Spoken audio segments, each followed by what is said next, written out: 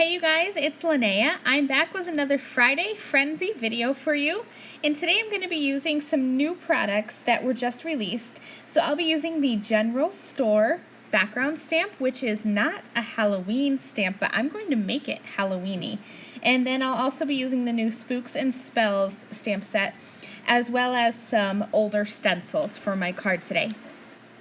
I'm starting with that General Store rubber stamp, and I'm just going to stamp that in the center-ish of an A2 piece of cardstock. I will end up cutting this down, but at this point I thought that I was going to have it be a full card panel. I'm masking off the sides, and I should have masked the top so that I could use the Halloween Creatures stencil just to have that batty border coming in across the top of my card and coming into my little General Store background. I'm going to make this a Halloween store. So I'm blending some dark black ink. This is actually one of my go-to inks for stamping my sentiments. You just want a crisp black ink, and look at how fun this is with that stencil, the Halloween creature stencil with all those little bats flying over top of my General Store.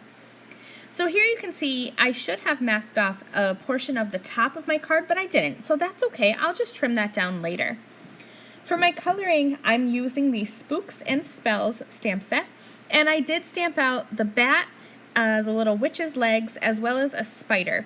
I end up coloring all three images, but I don't end up using the witch's legs. That's something that happens a lot.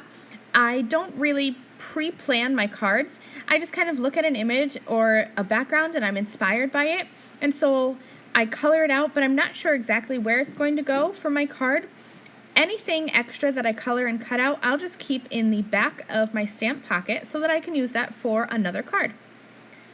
Okay, so let's keep on building the backgrounds. Now I've brought in the Star Galaxy stencil, and you can see here that I have cut down that panel, and I'm going to have that positioned near the top of my card, but I'm going to have some of the top of the background showing, as well as probably about a third of the bottom.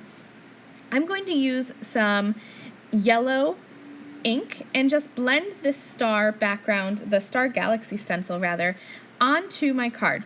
And it's not quite long enough. I wanted to have a smaller concentration of stars so that you could still tell that they're stars. So I'm just going to shift my stencil up and down. That's no big deal. And then you can see when I have my little General Store background there, you're going to be able to see some stars peeking out from the top and from the bottom. I have my images now from the Spooks and Spells stamp set, and I'm just arranging them how I'm going to have them on my card so that I know exactly where to get my sentiment so that I can have that stamped in the exact right spot. I'm going to stamp that with red ink. I thought that was fitting for the sentiment, and I'll just stamp that a couple of times to get that red ink really dark and pigmented so that you don't see any of those yellow stars peeking through the ink for my sentiment.